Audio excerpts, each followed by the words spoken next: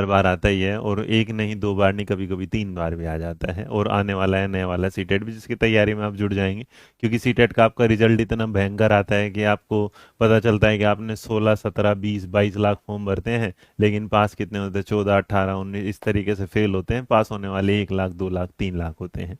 अब Delhi high court का एक नया ऑर्डर आ गया है, जिसमें आया कि सीटेट नहीं तो नौकरी नहीं। पहले ये होता था कि भाई प्राइवेट स्कूल्स में जो होता था, विदाउट सीटेट भी टीचर आ जाया करते थे, ठीक है। तो अब इन्होंने इस चीज को कर दिया कि अगर आपका सीटीईटी क्लियर नहीं है, तो इसका मतलब अब आप क्या कर सकते हैं, अब आप ना यहाँ पर भी वैलिड नहीं है। अर्थात आपके लिए करना क्या होगा, आपको अब आपको ये होगा कि अगर आप सरकारी नौकरी करें या फिर आप प्राइवेट, दोनों के लिए ही आपको अब क्या है, सीटेट देना पड़ेगा। तो सीटीटी पास किए बिना नहीं पढ़ा सकेंगे शिक्षार्थी या शिक्षक, नहीं पढ़ा सकेंगे शिक्षार्थियों को शिक्षक।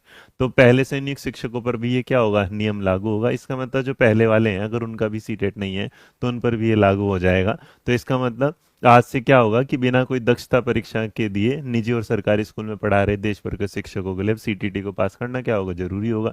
दिल्ली हाई कोर्ट ने अपना आदेश दे दिया है। कोई भी शिक्षक इस पात्रता, मतलब दिल्ली हाई कोर्ट इस पर जरूर जवाब दे देते हैं, लेकिन शायद मुझे लगता है कि दिल्ली हाई कोर्ट को एक बार ये भी देना चाहिए कि अगर बिना सीटेट के आप पास नहीं कर सकते, तो ऐसा भी ना करे कि सीटेट पास करवा के उसका सर्टिफिकेट ही बना के रखे जाए। उस पर भी कुछ ऐसा होना चाहिए कि एटलीस्ट टाइम टू टाइम नौकरी निकलती रहे, जैसे बच्चा ना इंतजार ना करे नौकरी का, बच्चा जो परेशान ना हो। वो 3 3 4 4 5 बार सीटेट सीटेट सीटेट दे रहा है, लेकिन वो टीचर नहीं बन पा रहा। तो वैसे भी हम शिक्षक नहीं बन पाते, अगर सीटेट पास भी कर लेंगे तो शिक्षक बनने के चांसेस फिर भी उतने ही दिखते हैं जितने अभी फिलहाल है। बट स्टिल इन्फॉर्मेशन है, क्योंकि आपको जानने की जरूरत है, आपको सीटेट तो देना ही पड़ेगा। क्योंकि हम वो हैं जो इंडिपेंडेंट नहीं डिपेंडेंट है, और हमें हमेशा डिपेंडेंट होना चाहिए, या तो सरकार के फैसले पर या कोर्ट के आयोग के। तो सेम तरीके से ये कि 5 लाख शिक्षकों पर कोर्ट के आदेश का असर पड़ने वाला है। 14 मई को मामले की अगली सुनवाई करेगा कोर्ट। इस पर जनहित याचिका पर आदेश दिया गया है। वो सारी चीजों के लिए इसमें आपको जरूरत है नहीं।